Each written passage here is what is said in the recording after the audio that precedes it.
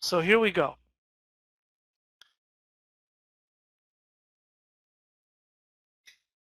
In order to have change, most of the individuals in the organizations behind that change, as perhaps exemplified by the picture of the individual that's on my screen, Donald Trump, have three common characteristics. And those characteristics fuel the five changes that we're about to talk to tonight.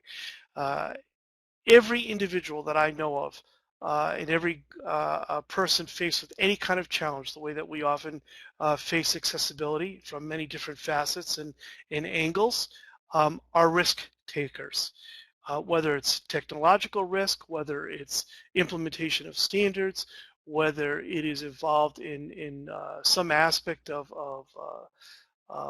legal precedent, um, or quite frankly, an individual with a disability every day faces challenges, and that person often is a risk taker. They're willing to rise to the challenge and absorb change when change may not always benefit them right out of the box, but have enough vision to appreciate that taking a chance and taking a risk, trying out new technologies and getting involved is a huge aspect of being a part of the accessibility world. I often find too that most individuals uh, in our space, in our professional space particularly, are contentious by nature. Why? Well, for all intents and purposes, we're involved in a civil rights environment. We're always fighting either in behalf of or as an individual with a disability. And so that means we need to argue. We need to argue on behalf of individuals with disabilities. We need to argue on behalf of professionals who are trying to establish, say, for example, programs within their organizations and within their corporations. And that requires that you be a fighter, that you be contentious, that you be willing to argue and to stand pat on the platform in which we all believe. Uh, I know myself, I'm often described as a contentious person. Anyone that works with me will vouch for that. Can't see if any of them are there. Yeah, there's a couple of us that are there, so feel free to clap or give me a thumbs up on my aspect of being contentious. But it is a vital characteristic as we talk about some of the changes that we're going to look at. And finally, there's no doubt of all the characteristics that we discuss. It's very clear that passion is instrumental, is close to our hearts, is the very soapbox for which almost every one of us lives and breathes. It amazes me how often I've seen individuals over the years, and I have been around now as much as I hate to admit it, some 30 years. I think I started in the accessibility field right around 1983, 84. Um, and it absolutely amazes me the passion that people have to make things right, to focus on users, to get involved, uh, to to literally string themselves out across many platforms and many objectives because of their love and their passion. It's a characteristic I find intrinsic to everyone that works at TPG and certainly all of my colleagues in the field. So those three characteristics are what fuel the five changes that I'm about to talk about. Being risk takers, being contentious, fighting for what's right, what we know is right, and having a passion, having a think accessibility mindset 24/7.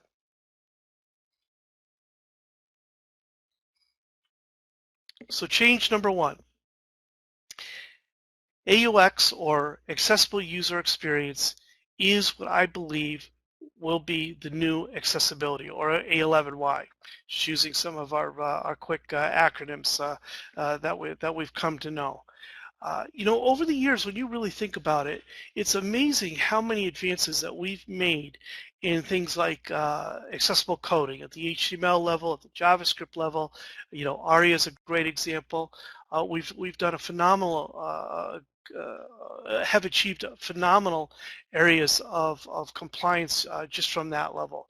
We've done a good job in many aspects of validation, whether it's in the deliverance of services and tools, or quality assurance from that standpoint. We've learned how to create standards and compliance standards, and we've kind of nested all of this in with training, and all of these things we've done a great job with, just in terms of accessibility as a whole, particularly in the area of ICT, information and communication technology. But the area that I believe that we are seeing grow, and certainly one that needs, frankly, maturity, is user experience, and in this case, accessible user experience.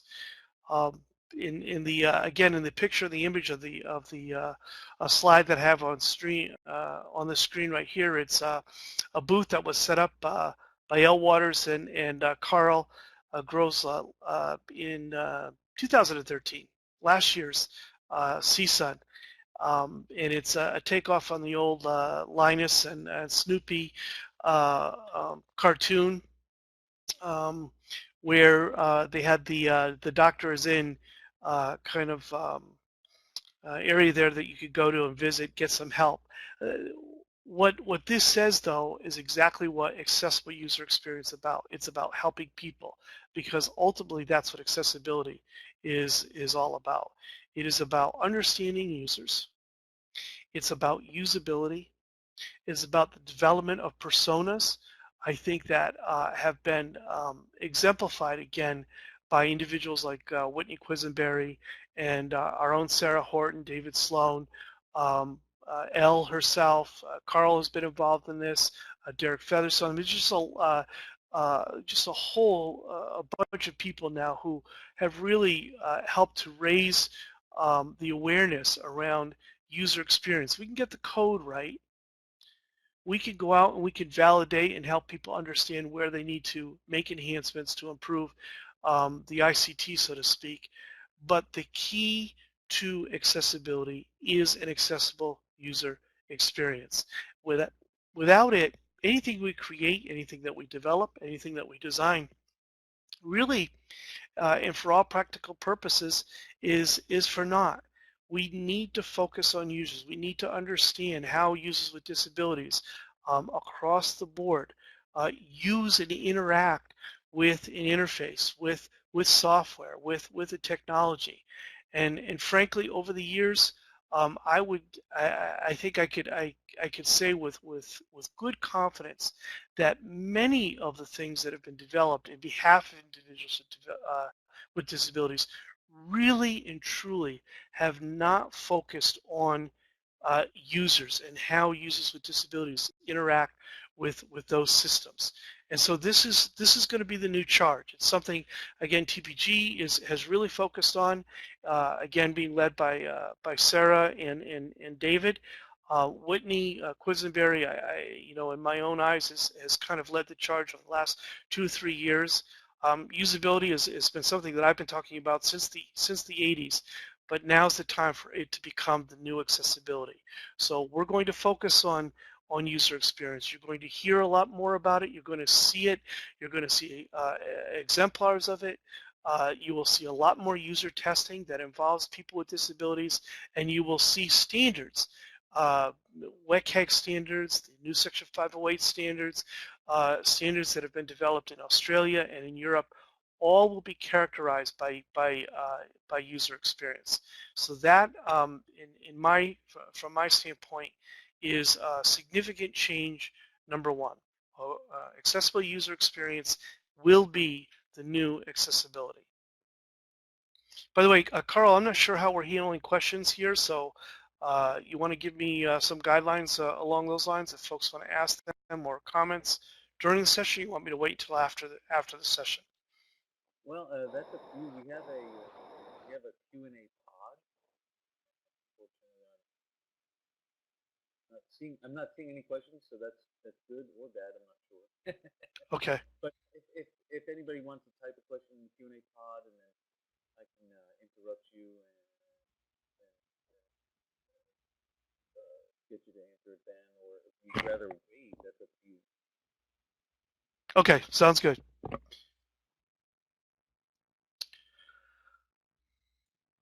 Okay, so change number 2. The time has come for agile standards. We want standards now. We don't want to wait a decade for them to come. Again, this is not meant to accuse or find fault with, but the fact of the matter is one of the main reasons why our field is so far behind uh, in, uh, in terms of standards and development, from so far behind mainstream technology, is because our own standards environment can't keep up with and has not kept up with the technology standards that the rest of the world is being driven by. Never mind the technology in and of itself. We have found, and I'm sure many of you have experienced, the process of developing standards is slow, often painful. Um, it can be contentious, but that's okay because generally speaking, usually when you're fighting for a standard, more often than not, you're fighting for the right thing at that particular time. But waiting, as we have, Carl mentioned earlier on that in one case, the new Section 508 standards, they were delivered to the Access Board back in 2008. Here we are in 2014, some 6 years later, and of course we had 2 years of pretty close to 2 years. I think it was actually 19 months of just pulling those together. The 40 or so folks that were involved in that particular the TITAC advisory committee. So you're talking about nearly 8 years. It looks like, thankfully, we're going to see those Section 508 standards out sometime this year. But to wait that long, it's amazing to me how many new technologies are in place. Even the social network environments were infants at best at the time that we handed these things off back in 2008. Things on the mobile platform, the mobile front, have regressed. Things in the telecommunications environment have progressed. Things in the software environment have progressed far beyond even what we tried to do in terms of principles and design and standards back then when we thought we were going to try and stay ahead of it. I've heard some interesting comments related to the WCAG standards, that they are kind of going with kind of an agile mindset, rolling standards where standards will be written, or guidelines actually, will be written and approved at a faster pace.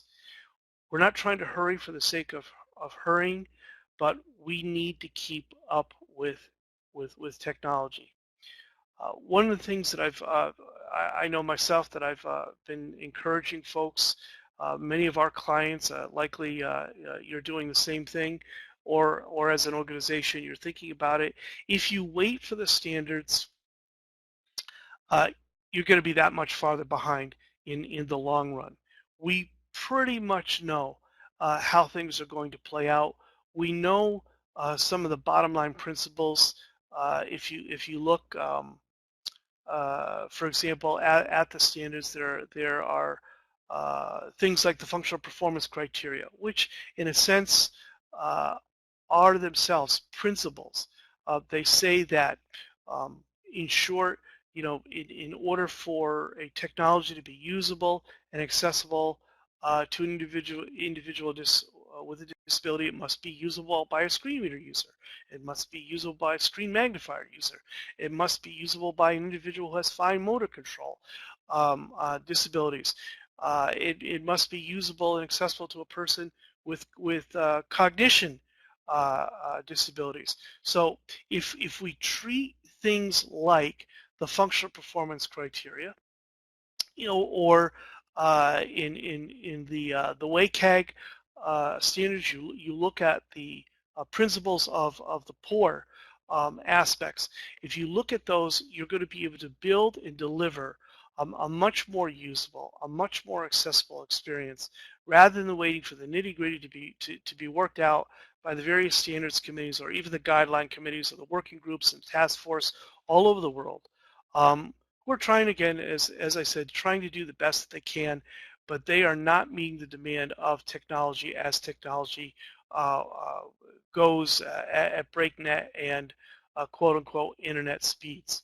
If we continue to lag behind, then our technology, our adaptive standards themselves, and our design criteria will always lag behind next generation and emerging technology. So rather than wait, I like to just go by the the old Nike creed of just do it. Most of you are experts, most of you are familiar with the standards, and you know what needs to be done in order to achieve, again, a usable and accessible experience. Don't wait. Do it now. Change 3. I got an error on my slide. It looked good before. It's not looking so good right now. That's supposed to say the next user interface, Voice I/O. I think as we start to look at the maturity of user interfaces and where things have been and where they are going, it seems quite clear that we're moving closer and closer to a Voice I/O interface and user interface, dependent interface. Right now, we're still in the throes of what we've been experiencing and playing with over the last few years, the gesture, the haptics, the touch paradigm and user interface. But already these things are becoming obsolete in terms of where things are going in the labs. Certainly organizations and companies like Dragon have made huge advancements in the Voice I/O interface, speech and voice recognition. So I think we're going to see a lot more in terms of voice interface, voice and speech interactions, and certainly better clarity in terms of voice recognition. It wouldn't surprise me if these very changes and this move to a Voice I/O interface as a complete paradigm shift could in fact replace common ATs like screen readers, to a certain degree parts and portions of screen magnifiers. But in and of itself, of a Voice I/O dependent paradigm and user interface will also present challenges for other disabilities. Certainly we've got to be, we're talking and focusing about inclusion and on inclusion of individuals with disabilities. So what we want to do is not make the mistakes that we've made in the past, especially at the app and OS level, where we, for example, create an app that is strictly Voice I/O, because then we lock out individuals with disabilities, for example, those deaf and hard of hearing. We potentially lock out individuals with any kind of speech or motor disability, where voice recognition right now is still a work in progress, especially in terms of being able to deal with linguistics and listening to see and to hear things with clarity. These are areas that again are in the labs and are being worked on. But it would not surprise me to see, and I really do truly believe that slowly but surely we are headed there, And I would predict that in the next 5 years, we will see voice IO systems. Um, we already know that they're being embedded even in the black boxes of the cable companies. So using those systems, using the technologies, hardware and software along with them, this is going to be the new paradigm, and this will become, frankly speaking, I think the new challenge for us.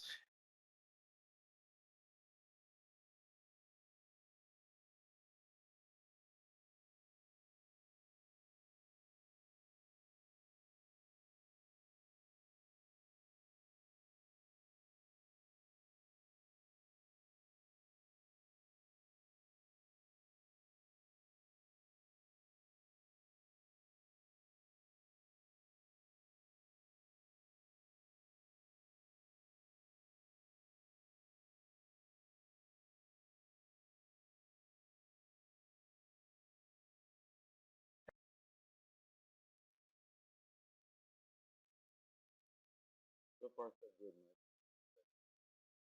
So far, so good. No questions that I can tell.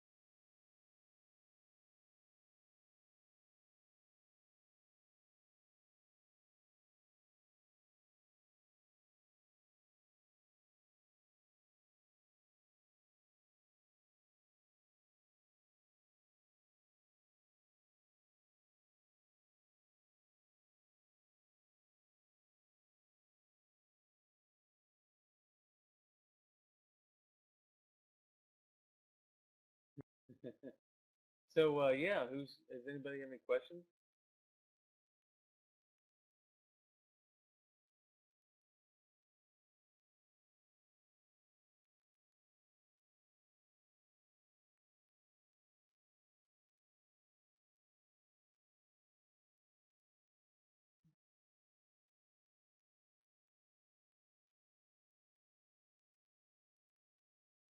Now, Mike, what would you consider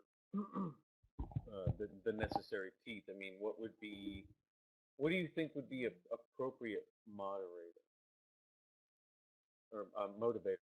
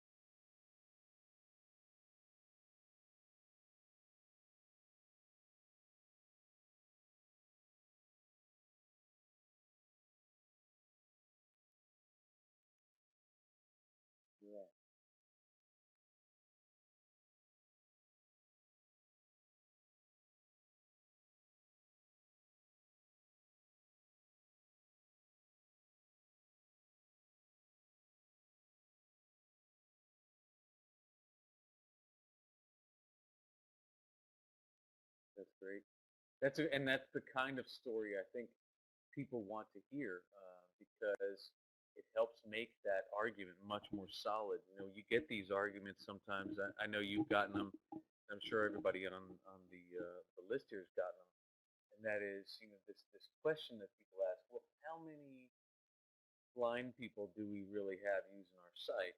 And first off, that's a misunderstanding of accessibility, but also your approach was to actually give a great example of the actual monetary loss that they would have by not having an accessible site and put that in terms that they can understand, you know, because that's aiming at their goal.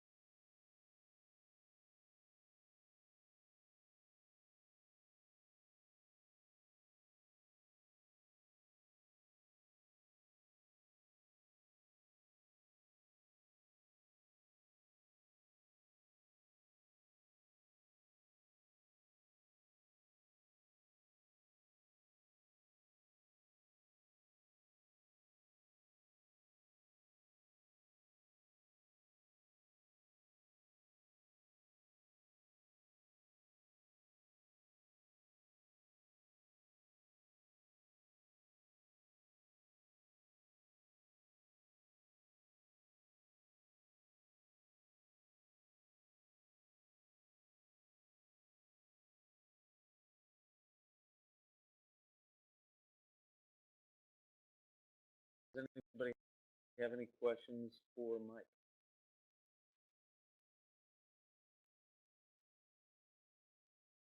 I'm gonna take that as a no. So Mike, I just want to thank you personally for hosting this event and for doing the work to help me get this thing done and really to help organize everything. Um, so next up, we're going to have Ted Drake talking about wearability. I'm really excited about that presentation. So that's going to start in 7 minutes. We'll let Mike go, and we'll do a little bit of prep work for Ted, and we'll see you in a few minutes.